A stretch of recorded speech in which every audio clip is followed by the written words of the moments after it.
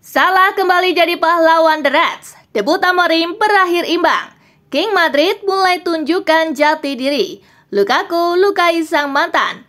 Presiden Madrid desak metode penjurian Ballon d'Or diubah. Yuk langsung saja kita simak berita menarik dan terupdate dari Kakak Spasi tentunya. Selamat menyaksikan gengsku.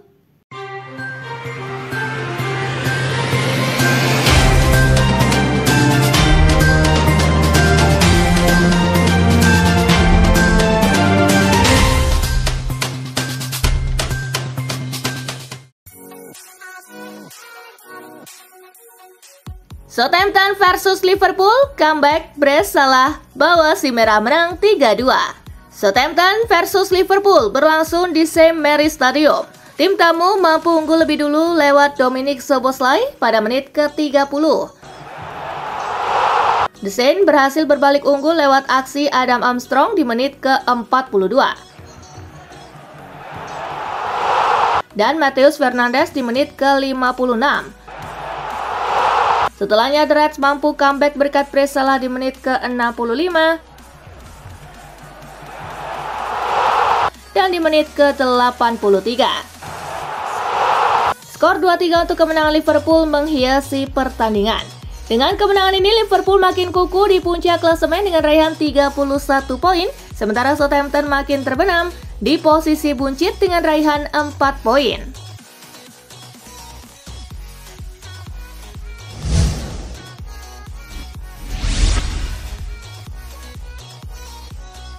Ipswich versus MU, setan merah ditahan imbang.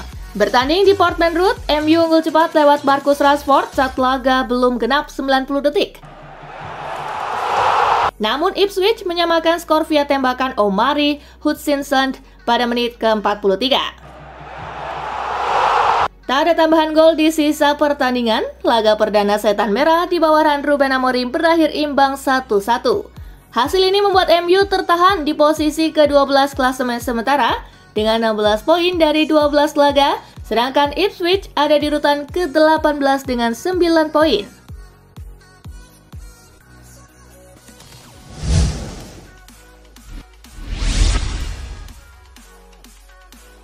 Leganes versus Madrid, gol Mbappe dan Bellingham bantu El Real menang 3-0. Poin penuh didapatkan juara bertahan Real Madrid dalam lanjutan Liga Spanyol. Madrid menang mudah di kandang Leganes dengan skor akhir 3-0. Kemenangan Los Blancos ditentukan oleh gol-gol dari Kylian Mbappe di menit ke-43, Federico Valverde di menit ke-66, dan Jude Bellingham di menit ke-85. Dengan hasil ini, El Real tetap di peringkat kedua klasemen UCM koleksi 30 poin dari 13 pertandingan, sementara Leganes tertahan di posisi ke-14 dengan raihan 14 poin.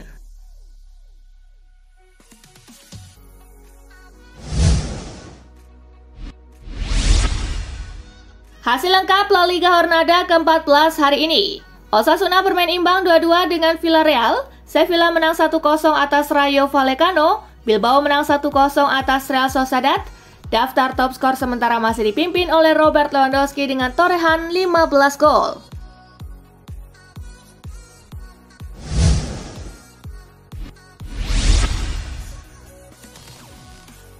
Napoli versus Roma, Lukaku menangkan Partenope. Bertanding di Stadion Diego Armando Maradona, Lukaku berhasil memecah kebuntuan di menit ke-54.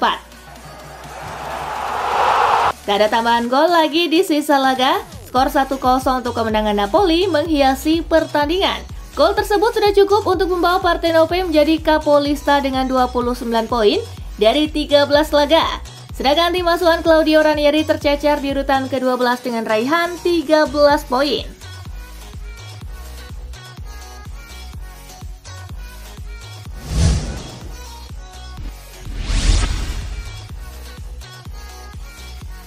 Fiorentina berhasil mencuri poin penuh di markas Como. Bermain di Stadio Giuseppe Sinigaglia, tim tamu mampu menang 2 gol tanpa balas. Kedua gol La Viola dicetak oleh Yacine Adli di menit ke-19 dan Moiskin di menit ke-68. Dengan hasil ini, Fiorentina merangsek ke peringkat keempat dengan raihan 28 poin, sementara Como tertahan di posisi ke-17 dengan raihan 10 poin.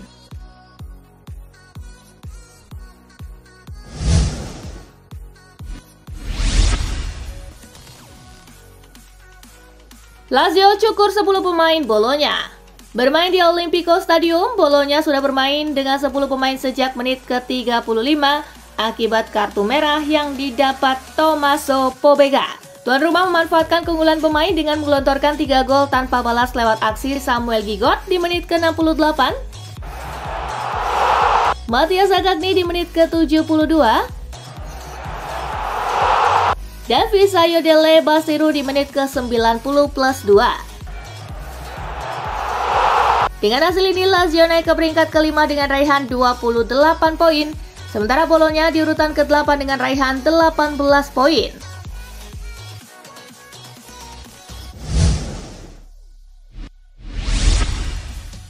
Hasil lengkap Serie A pekan ke-13 hari ini.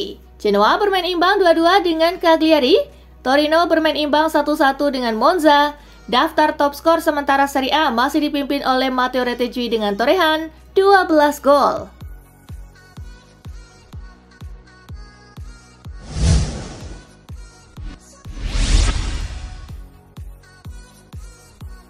Presiden Madrid desak metode penjurian Ballon d'Or diubah. Presiden Real Madrid Florentino Perez mendesak agar metode penilaian Ballon d'Or diubah di masa depan seiring kegagalan Vinicius Junior menjadi pemenang di edisi 2024. Ia berpendapat ada sejumlah pihak yang tak layak menjadi juri. Hal itu disampaikan Perez saat berpidato dalam pertemuan tahunan klub yang digelar Minggu 24 November.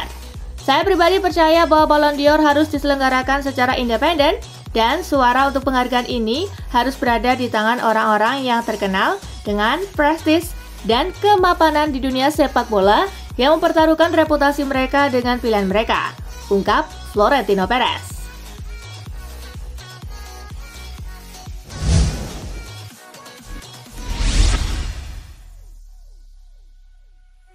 Madrid akan belanja di bulan Januari.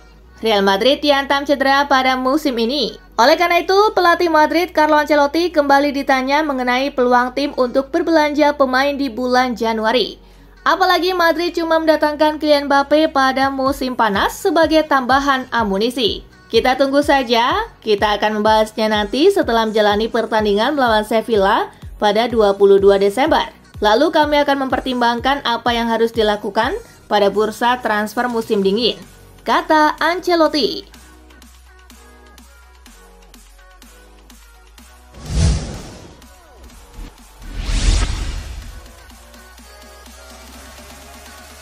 Guardiola nilai peluang juara City hilang andai kalah dari Liverpool. Kekalahan dari Tottenham Hotspur membuat Pep Guardiola enggan berpikir terlalu jauh soal kans juara Manchester City. Ia bahkan menilai City akan sulit bersaing jika kalah dari Liverpool pekan depan. Pekan depan City akan tandang ke Anfield dan kekalahan di laga ini bisa membuat Erling Haaland tertinggal 11 poin dari Liverpool.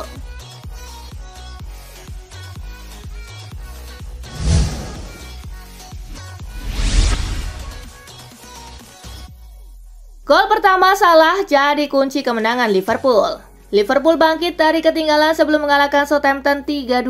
Manajer Liverpool Arne Slot menyebut gol pertama Mohamed Salah kunci kemenangan timnya. Gol tersebut membuat anak asuhnya terlecut untuk menambah pundi-pundi gol selanjutnya.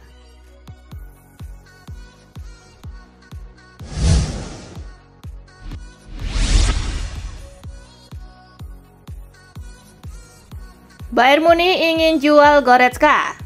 Jurnalis Sky Sport Florian Plettenberg melaporkan bahwa para petinggi Bayern Munich sedang mempertimbangkan kemungkinan untuk melepas Leon Goretzka dengan sejumlah uang transfer pada musim dingin atau panas 2025 mendatang. Kini Goretzka memiliki nilai pasar sebesar 22 juta euro atau setara dengan 365 miliar rupiah. Sejauh musim 2024-2025 kali ini, Goretzka juga masih minim mendapat kesempatan bermain, karena ia hanya diberi 10 kali kesempatan bermain dengan total waktu bertanding hanya selama 306 menit.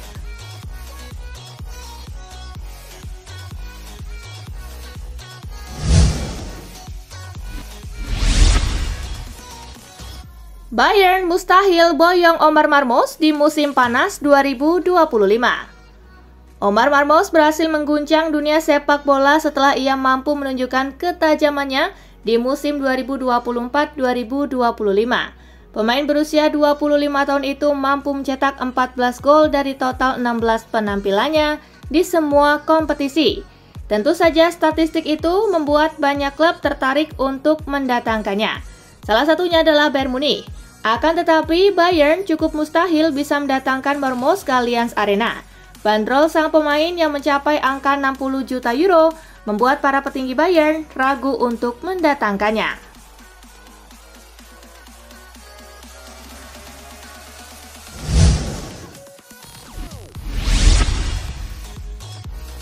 Kembalinya Martin Odegaard menyulut asa Arsenal. Mikel Arteta mengakui bahwa kehadiran kembali Kapten Martin Odegaard dari cedera menjadi kunci yang menghidupkan kembali semangat Arsenal dalam perburuan gelar Premier League. Arteta memuji kemampuan Odegaard dalam mengatur tempo permainan. Kehadiran Odegaard di lapangan memberikan dimensi berbeda bagi Arsenal. Meski baru kembali setelah absen panjang, Odegaard tetap menunjukkan kualitasnya.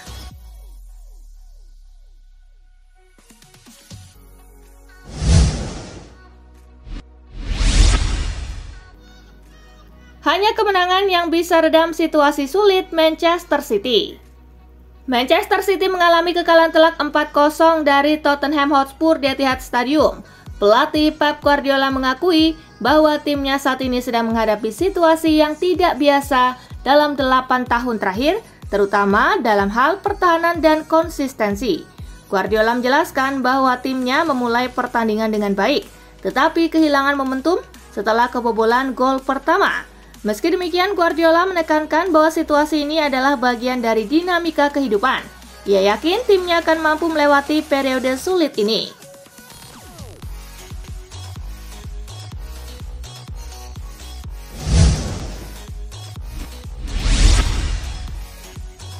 Claudio Ranieri ungkap masalah besar yang dialami Roma saat ini. Pelatih Claudio Ranieri ungkap suasana timnya setelah dia datang menggantikan Ivan Juric. Menurutnya, skuad AS Roma menghadapi masalah mentalitas. Mereka mengawali musim ini dengan cara yang tidak meyakinkan. Bahkan harus mengganti dua pelatih mereka, Daniele De Rossi dan Ivan Juric, hanya dalam kurun waktu 12 pekan Serie A. Sulit untuk mengatakan apakah tim ini memiliki mentalitas yang tepat atau tidak. Anda cenderung memasuki spiral negatif saat kalah, ujar Ranieri.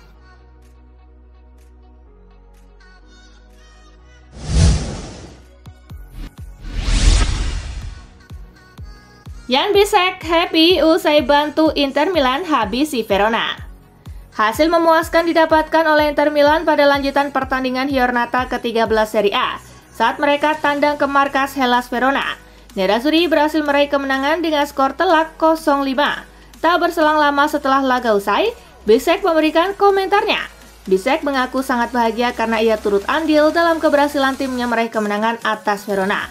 Bisek juga mengklaim dirinya tak mengalami kesulitan dalam menjalankan formasi yang diterapkan oleh Simone Inzaghi.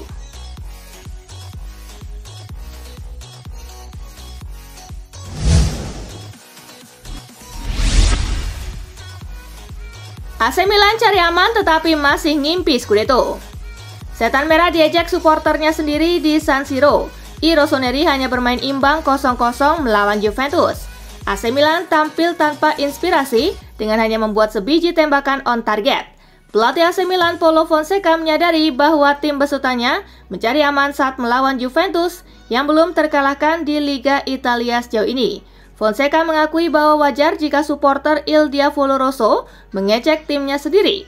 Fonseca mengakui permainan timnya tidak enak dilihat, tetapi dia masih bermimpi meraih Scudetto.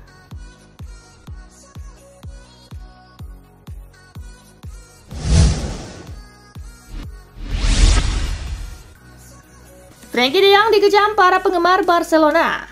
Barcelona kehilangan kesempatan emas untuk mengamankan 3 poin melawan Celta Vigo setelah kehilangan keunggulan 2-0 di menit-menit akhir pertandingan. Nama yang jadi sorotan Frenkie de Jong. De Jong yang masuk pada menit ke-75 menjadi pusat kritik. Gelandang asal Belanda itu menggantikan Gavi dan diharapkan dapat memberikan percikan kreativitas yang membuatnya terkenal. Sayangnya, dampaknya jauh dari signifikan. Para penggemar Barcelona tidak senang dengan penampilan Frenkie de Jong.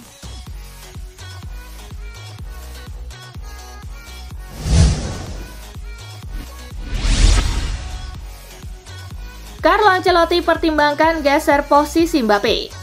Pelatih Real Madrid Carlo Ancelotti sedang mempertimbangkan perubahan posisi untuk Kylian Mbappe.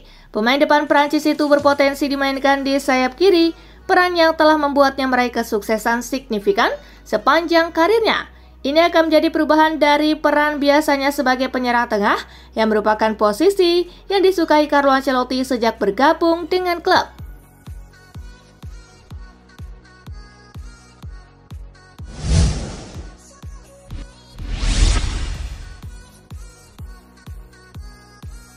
Nah, itulah tadi guys, kumpulan berita menarik dan terupdate dari Kakak Spasi. Simak terus ya berita-berita terupdate lainnya dari Kakak Spasi yang pastinya akan Kakak update di Spasi Football News.